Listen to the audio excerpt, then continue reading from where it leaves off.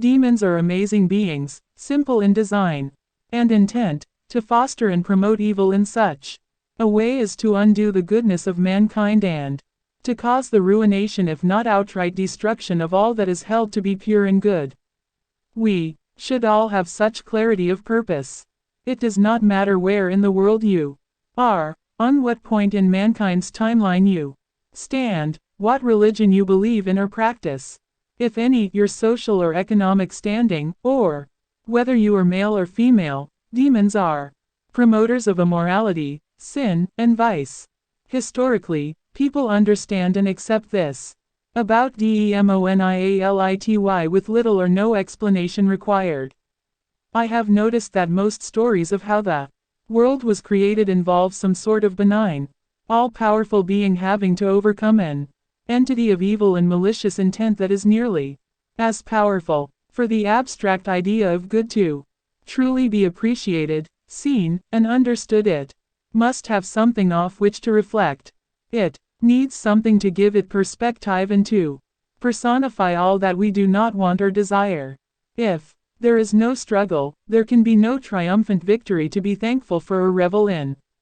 Evil, be it an abstract idea or a maligned cosmic entity, often employs minions to do its bidding. Demons are those minions, and the most intriguing part of their nature is that we need not believe in their existence to feel the effect they have on our lives.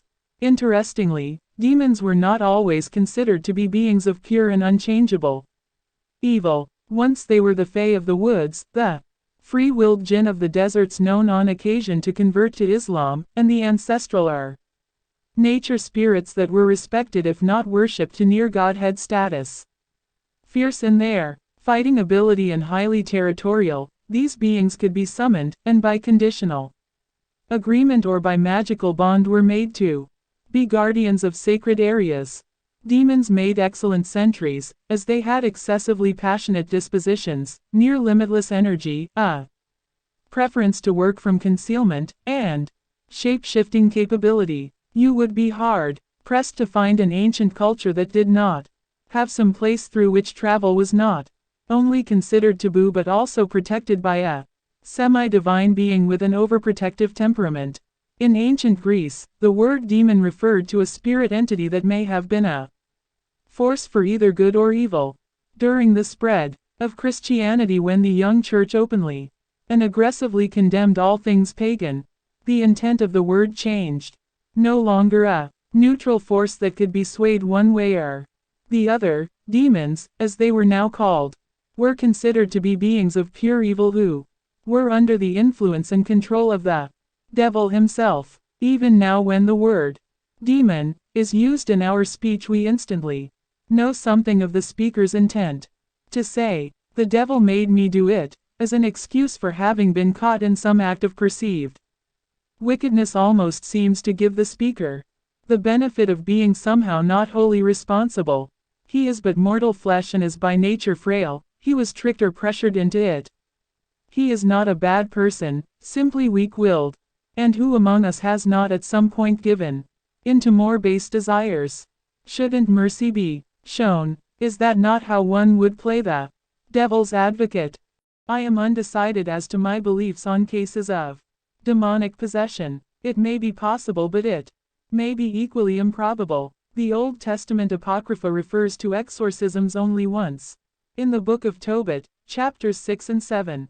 However, the real problem was not that Sarah was being possessed by a demon, but rather that one was systematically killing off every man she ever married in an attempt to keep her available for itself. In the New Testament, Christ gave his apostles the gift of exorcism, and when he had called unto him his 12 disciples, he gave them power against unclean spirits, to cast them out, and to heal all manner of sickness and all manner of disease. Matthew 10:1. It should be noted that demonic possession and disease were often linked.